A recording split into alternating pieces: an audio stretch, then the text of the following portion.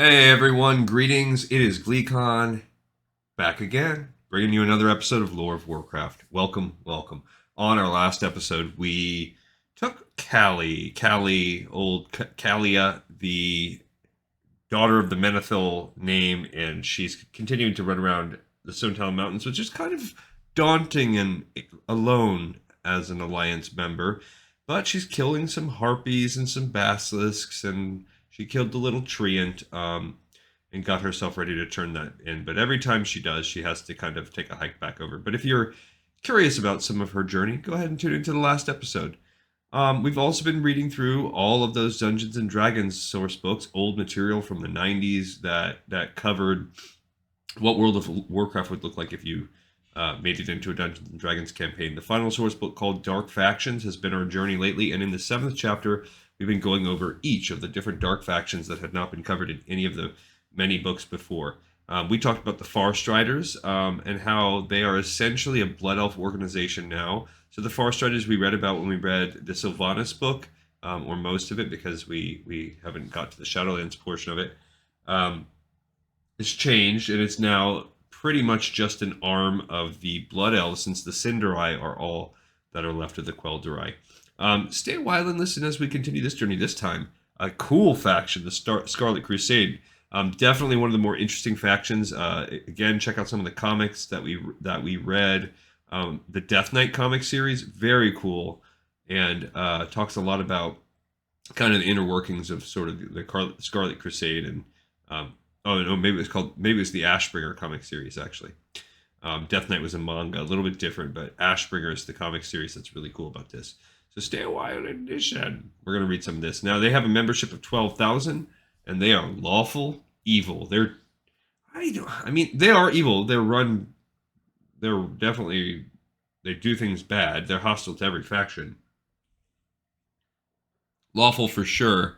But man, evil implies I guess they're evil because they've been bent that way, but it's crazy because really all they want is to destroy any undead. That's their goal. So it's kind of interesting how an evil faction can be born out of otherwise an understandable kind of motivation.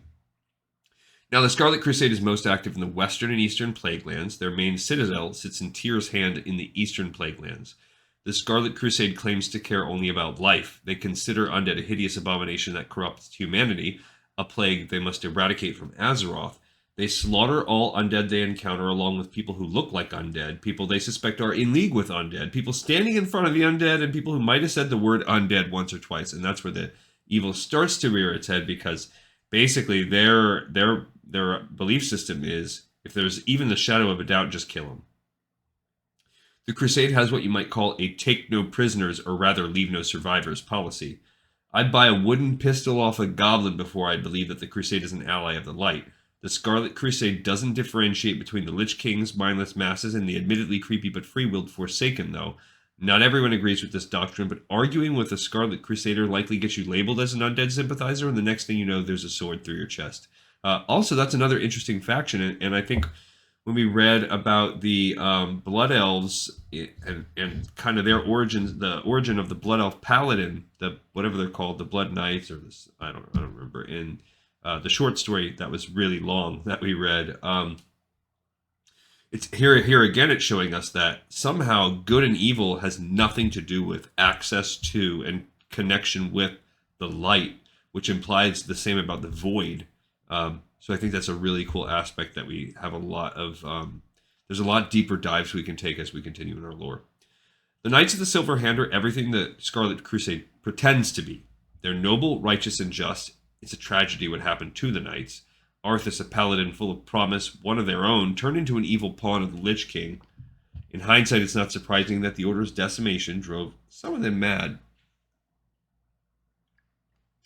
Isilian and Abendis were two adherents of the Light who survived Arthas' betrayal of the Silver Hand in body, but perhaps not in mind. They went mad with the enormity of the situation. Isilian and Abendis, Saidan Dathrahan, Scarlet Commander Morgraine, and Talon Fordring founded the Scarlet Crusade to fight back against the undead they saw as having corrupted Arthas and destroyed their order. Now, Dathrahan He was one of the original 5 Knights of the Silver Hand. Talon is the Ashbringer, the guy that's kind of at the back of our. He's either the son of or is the Ashbringer, as far as again really powerful paladins. Bendis is an archbishop. I don't remember about Isilian and Morgraine. Yeah, he was also one of the. These were all good people, and I think Morgraine might be one we read about as well in one of those many stories and books. Of course, the Silver Hand bounced back eventually, but that didn't appease the founders. They had declared war on the undead, and nothing was going to deter them from their holy quest. A lot of people liked the idea of a crusade against the undead. The Lich King and the Scourge had caused so much damage and heartbreak in Lordaeron that it's no wonder the people wanted vengeance. Not long after the paladin Saidan Dathrahand became Grand Commander Dathrahand, he took command of the organization while Abendis and Isilian took control of the troops. Now the Crusade hunts down undead in the Plague Lands, relentlessly following even the vaguest rumors and sightings to find any pockets of undead resistance. They refuse to differentiate between Scourge and Forsaken, and they kill anyone who challenges them. The common folk are terrified of the Crusade, and few oppose the Scarlet Knights out of fear for their lives. The Church of the Holy Light tries to separate itself from Crusade activities. The Alliance condemns the Crusade too, but none of the public backlash deters the Crusades a whit. The Crusade thinks it serves an incredibly important purpose. They see themselves as the last bastion standing between the wicked undead and the innocent mortal folk of the rest of the world. Who's going to stand between the innocent mortal folk and the Crusaders? I wish I knew. I mean, that's just a Scarlet Crusader paladin right there. Kind of mace or hammer in hand. Mace, maybe. The Scarlet Crusade considers itself an ally of all right-thinking, rational mortals of the world. Few mortals would agree with this, it seems, given the official positions of the Alliance and the Horde.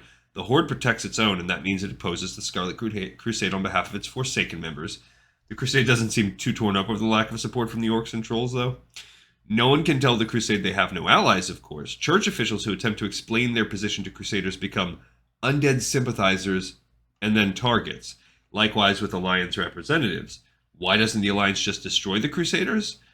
The Alliance already has so many enemies that the Crusade is well established. The Crusade keeps a portion of the Lich King's forces occupied.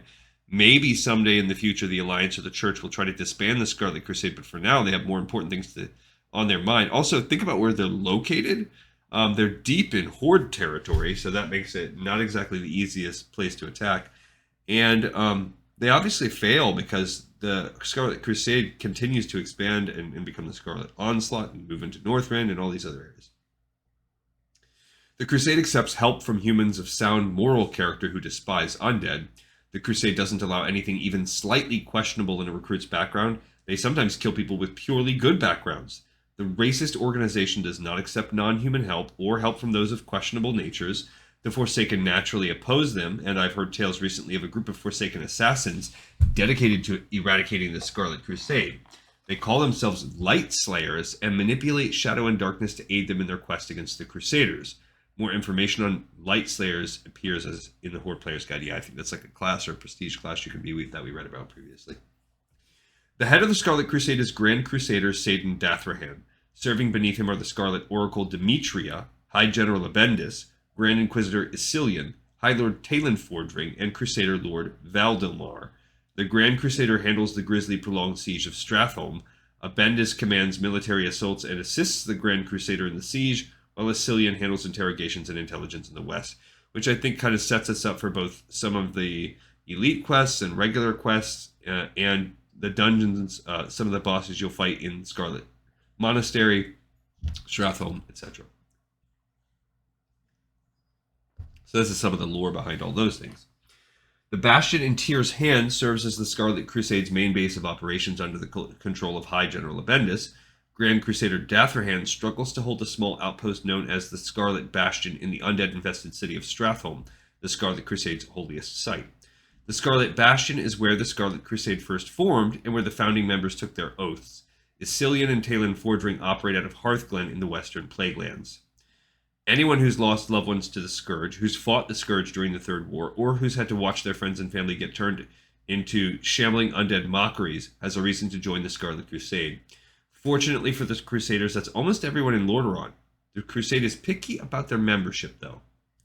Joining the Scarlet Crusade requires ultimate commitment. If you join, the crusade becomes your life. I had to take refuge in Tyr's hand a year or two back when I was traveling through the Plague Lands, and a disturbingly enthusiastic recruiter talked my ear off for a few hours, though she made it perfectly clear that dwarves were not eligible for membership.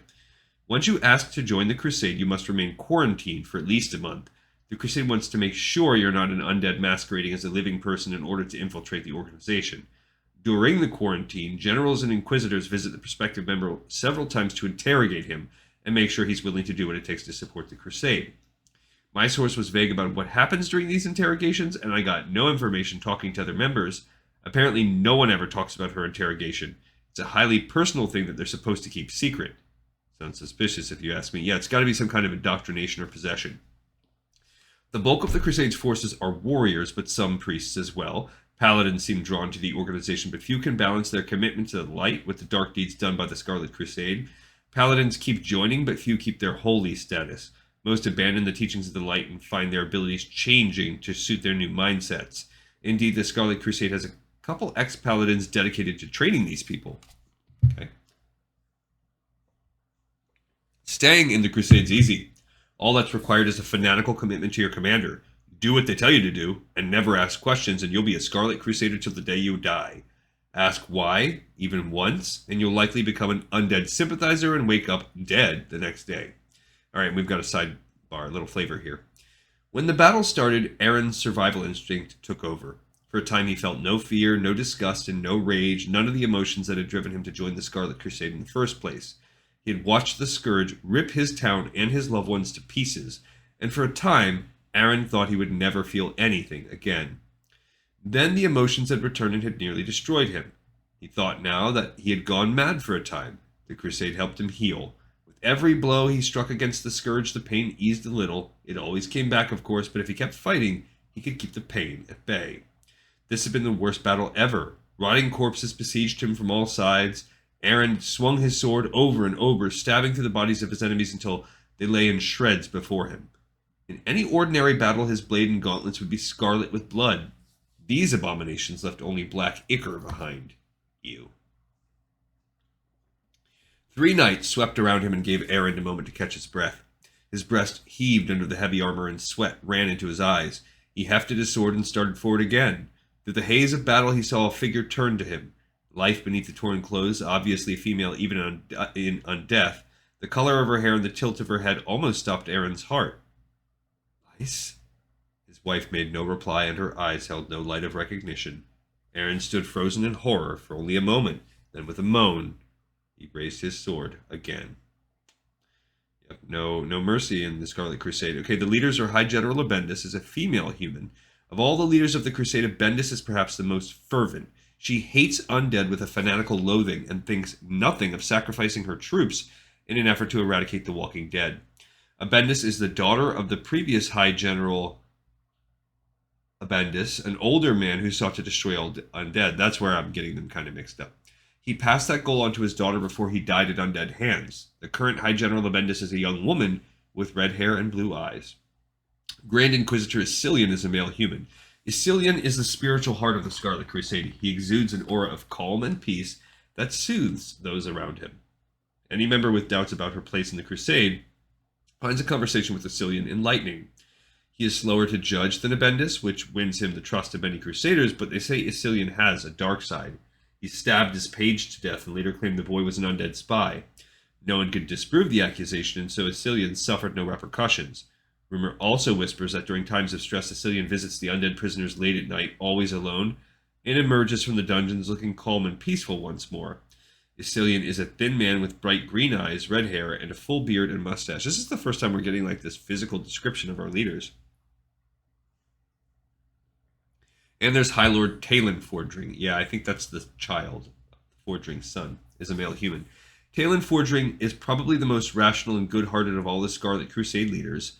I had a chance to talk with him in Tyr's hand. He seems like a genuinely nice guy. I don't know if the war addled him a bit, or his grief over the Scourge's activities combined with his worshipful adoration of his mentor Isilian blinds him to the Crusade's true nature. He had a pat rhetorical answer for all my questions, but he seemed to genuinely believe what he was saying. Unlike many paladins in the Crusade, Fordring has remained true to his beliefs and still serves the light. I can't help but wonder why he hasn't seen the truth of what goes on around him. If someone could open Fordring's eyes, it would be a catastrophe for the Crusade. Fordring is a young man with a strong build and features quite appealing to the ladies. All right. What if you wanted to play a quest as part of the Scarlet Crusade? Interesting. Players who wish to play Scarlet Crusade PCs have two options. Either their characters are evil and willingly follow the Crusade's tenets, or they are good characters who have been taken in by the Crusade's propaganda and now realize the organization's fanaticism and depravity. That's kind of a fun adventure hook or campaign hook. In the first case, the heroes likely respond to the structure and zealotry of the Crusade with enthusiasm. Their missions involve attacking Forsaken settlements, hunting down the Lich King's minions, and assisting in the siege on Strathholm. By obeying orders and completing their missions, the heroes can ascend in rank until one day they might control their own division. Heroes may start as neutral or even good aligned, but if they accept the teachings of the Crusade wholeheartedly, they slide inexorably to evil. In the second case, the heroes might react with horror as they learn the depth of evil in the Crusade.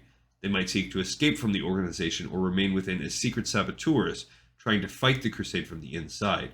If the heroes prove subtle, dedicated, and tenacious enough, they may protect many innocents, shield Forsaken in the area, and even uncover the Crusade's true leader. One day they may grow powerful enough to destroy the Crusade. Their true leader being the death. What are they? Dang it! The guys with the wings. I don't know why I can't remember Sylvanas' main advisor is one. Baramathras, Dread. I can't remember. I don't know why I'm drawing a blank on what those things are called right now. The ones that are behind everything once you get to Shadowlands. All right, and we're going to finish off with just a few adventure hooks. Here's one. High Lord Talon Fordring supplies the Scarlet Crusade with land and financial aid. Were he to retract his support, the Crusade would feel his loss keenly. Heroes opposed to the Scarlet Crusade might suspect that someone is magically controlling Talon. He retains his faith in the Holy Light, but subtle magical manipulation forces him to support the Scarlet Crusade as well. The heroes attempt to hunt down the Arcanist controlling Fordring, but find that their suspicions are incorrect. Fordring makes his decisions knowingly and of his own free will. The heroes' actions have now drawn the attention of the Scarlet Crusade, though, and they find themselves with many new enemies. Okay, here's another. For some time now, the Crusade has heard rumors that Forsaken researchers are developing a new spell to disguise undead so perfectly, it will be almost impossible to detect imposters. The Crusade finally learns the location of the research lab. It lies at the bottom of Lordimir Lake, where the undead, who don't need to breathe and don't suffer from the cold, work in perfect secrecy and safety. The heroes receive orders to seek out the hidden lab using potions of water breathing and destroy the Forsaken in their research underwater campaign. And Grand Crusader Satan Datherhand masquerades as a pious paladin of the Holy Light, but in reality, he's the Dreadlord. There you go, Balnazar. Balnazar, an agent of the Burning Legion, manipulates the Scarlet Crusade to war against the Lich King, former pawn of the Burning Legion. The heroes may inadvertently intercept missives to Datherhand that imply he is loyal to a force other than the Scarlet Crusade. If the PCs investigate, they draw Balnazar's attention. The Dreadlord then dispatches demonic assassins to deal with the PCs. If they survive, the Dreadlord attempts to preserve his secret by labeling the heroes undead sympathizers. The heroes must scramble to reveal Balnazar's true form before the Crusade tears them apart. More information on Balnazar, including his statistics, appear in the book we read called Monster Guide, and towards the end of the book in a chapter about villains. We did it. That was a cool one. That one had a lot of interesting little nugs. Another episode in the pipe 5x5, and another episode where you have my complete gratitude. Thank you. Thank you for watching, for tuning in, and I look forward to seeing you guys next time on Lore of Warcraft.